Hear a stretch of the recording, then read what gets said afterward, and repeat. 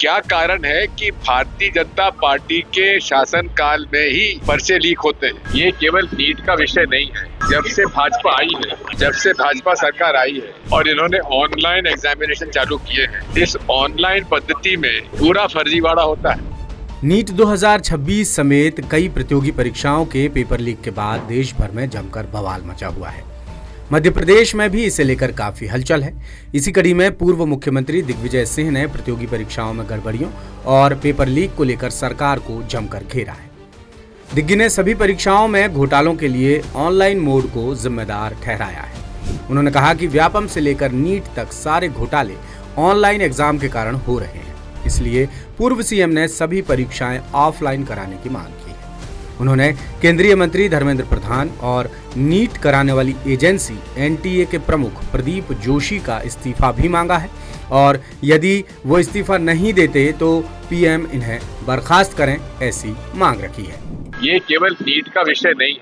जब से भाजपा आई है, जब से भाजपा सरकार आई है और इन्होंने ऑनलाइन एग्जामिनेशन चालू किए हैं, इस ऑनलाइन पद्धति में पूरा फर्जीवाड़ा होता है।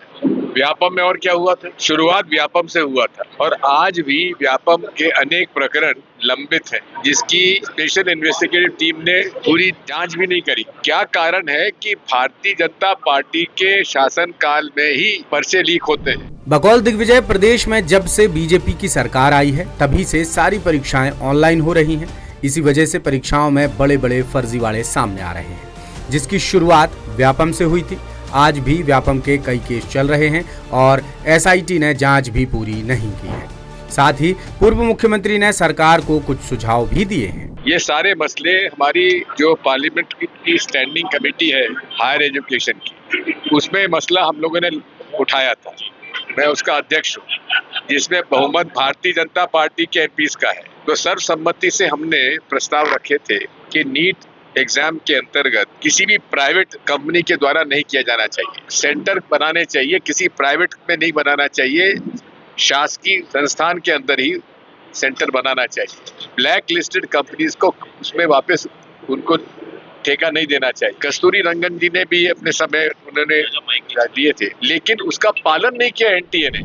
अगर दिग्विजय सिंह की बातों पर गौर करें तो वो सरकार का ध्यान पटवारी भर्ती, पुलिस भर्ती और आबकारी भर्ती जैसे घोटालों पर खींचना चाहते हैं। ये सभी परीक्षाएं ऑनलाइन हुई थी। इनमें बायोमेट्रिक छेड़छाड़, सॉल्वर गैंग और कंप्यूटर स्क्रीन हैक करके फर्जीवाड़ा किया गया है। इसी कड़ी में दिग्गी ने एनटीए प्रमुख प्रदीप जोशी के कामकाज, कार्यकाल और योग्यता पर भी निशाना साधा।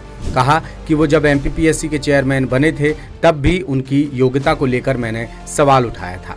फिर उन्हें छत्तीसगढ़ पीएससी और फिर यूपीएससी की जिम्मेदारी मिल गई। दिग्विजय ने कहा कि प्रदीप जोशी इतने बड़े पदों पर भी भ्रष्टाचार की जीती जागती बानगी है। पूर्व सीएम ने ओबीसी आरक्षण को लेकर भी बीजेपी सरकार को दोषी ठहराया है। प्रदेश में सबसे पहले दिग्विजय सिंह के कार्यकाल में ही 2003 में ओबीसी आरक्षण 14% से बढ़ाकर 27% किया गया था, लेकिन कानूनन लागू नहीं हो सका। इस पर उन्होंने कहा कि बीजेपी सरकार 27% ओबीसी आरक्षण लागू नहीं करना चाहती, ये उसकी नीयत से साफ हो गया है। महंगाई पर दिग्गी ने कहा कि पीएम मोदी देश के लोगों से कई तरह की अपील कर रहे हैं, लेकिन खुद ही विदेश घूम रहे हैं। आरएसएस प्रमुख मोहन भागवत असम गए तो उनके पीछे 200 गाड़ियों का काफिला चला। बीजेपी नेता संबित पात्रा के राहुल गांधी पर लगाए गए विदेशी यात्रा के आरोप पर कहा कि वो सबूत दें, नहीं तो हम कार्रवाई करेंगे। इंदौर से दासूत्र के ब्यूरो चीफ संजय गुप्ता की खास रिपोर्ट। लेटेस्ट,